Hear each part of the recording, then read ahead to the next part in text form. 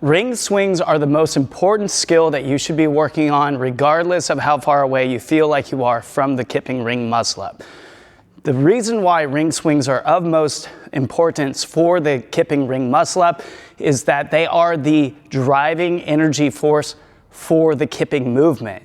If you don't know how to swing on the rings and you don't know how your body moves beneath the rings, creating momentum from one swing, which is ideal for a kipping ring muscle up, is going to be very difficult because you are unfamiliar with the positioning. Furthermore, when you are doing multiple reps of ring swings, your body is going through a lot of different positions. When your body is heaviest, the arms stretch away from you and then they kind of bounce you back up. This happens because you build insertion strength in the tiny little muscles that connect the shoulder to the rest of the body to make sure the arms don't rip off your body, basically. So when you are swinging, starting from small swings to large swings, by doing multiple reps, these little muscles, the ones connecting your scaps to the rest of your torso and your arm through the lats and pecs, all of these little stretched out muscles are now getting worked each time you do a swing. They work once and then they work twice for one swing. This is great. To build up strength for your kipping ring muscle up, a kipping ring swing with that springy stretch at the bottom is absolutely essential. If you've ever seen people do kipping ring muscle ups and they just look like they bounce up there, that's the muscles that are going from the body into the arm, stretching and then contracting like spring-loaded body parts. Basically, they're holding a position, they're creating load, and when that load's released, just like bouncing on a trampoline, you stretch down, and then when the load's released, you go bouncing upward.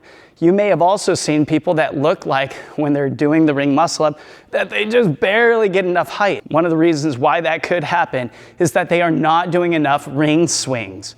Ring swings are so valuable, so put in a lot of effort and time on these. Now, when you start a set of multiple ring swings, not a ring muscle up, but ring swings, stand directly beneath the rings and then pull your legs backward first. By pulling them backward to initiate the swing, it will keep your body balanced beneath the rig much better. So being here, you'll see the same kind of body part moving up and down regardless of forward and backward swing. If you start with a forward swing like this, now you see my body is swinging forward and backward just a little bit beneath the rig. That little bit of swing does make a big difference. We want the most consistency as absolutely possible on each ring swing. Therefore, when you start the set, stand beneath, jump up so you're not moving anywhere, pull backward first, and then build up the swing from there. There are several things that you need to look for in the ring swing. First, the most important part is the body position you have during the backswing. The backswing is the windup before the throw. It is what creates the power into the ring muscle up. Doing this incorrectly releases the amount of stretch and potential power for the forward swing to make the ring muscle up, so you want to get this right. The forward swing, not quite as important. We just want to make sure that the feet stay low so they don't go flying up toward the rings and throw off the tempo of the swing. Hang, and then when you pull back, concentrate on pulling back more and more and more and keeping the front swing low. This is a long way to say that we're working on the back swing. Hanging here and pulling my feet up is really easy. We don't need to work on that. Pull back and back and back.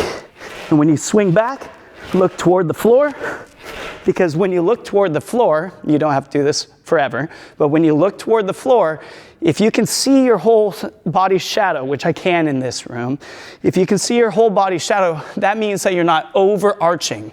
There's a certain position that your ring swing gets into where your body has the opportunity to continue to arch, but you need to stop it from arching. Basically, if I were to lean up against this post, I could just do this. This also happens in the ring swing, maybe even bent knees. But what we want is when we get our feet swinging up, we want to stop our body in a position and control it because all that excess momentum going backward, when we stop our body, it causes it to lift and rotate and kind of float for a moment. If you watch my rib cage, it should lift during the backswing. So I'm gonna show you an incorrect ring swing and then a correct one. The incorrect one, my body will bow a lot. I'll go ahead and keep my legs straight on this, but just know for ring swings, you always want to keep your legs straight. For the record, usually ring muscle ups, you want to keep them straight as well. Here's a big bow. My torso is staying low. Now, I stop my body from overarching, and you can see that my torso is lifting. This means that I will go up, drop with force, swing smoothly across the bottom, and I can create a lot of power going into that ring muscle up. Some bullet points for ring swings. 1, focus on the backswing. Keep the front swing low, but focus on the backswing. 2, try not to overarch your body. By overarching, you lose potential power that lifts your torso. 3, keep your legs straight. By bending the knee, your body will stay lower, and we want the body to lift during the backswing. 4, keep your legs together. I don't say this on the bar, but on the rings, it's safe to keep your legs together because once you reach maximum extension through your lumbar spine and your body is tight, the rings will move. That means that all the extra momentum going up will cause you to lift because the rings will move forward. You're attached to the rings. When the ring goes forward, it also goes upward. And you're attached to the rings, so you go upward as well. This is all good.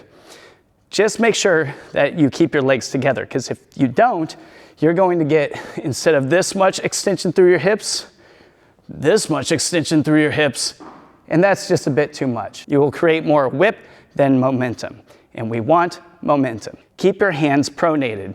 Turning your hands outward releases the lat. You can try this by stretching against the post with your hand turned out. I can feel that my pec is tight, but my lat is very loose. If my hand is turned in, my lat is tight, my pec is looser, but if my hands are pronated, I feel the stretch from both the pec and the lat. This is great. The big muscle, pec and lat, they will stretch together, and that will help fling us into the forward swing. So hands pronated.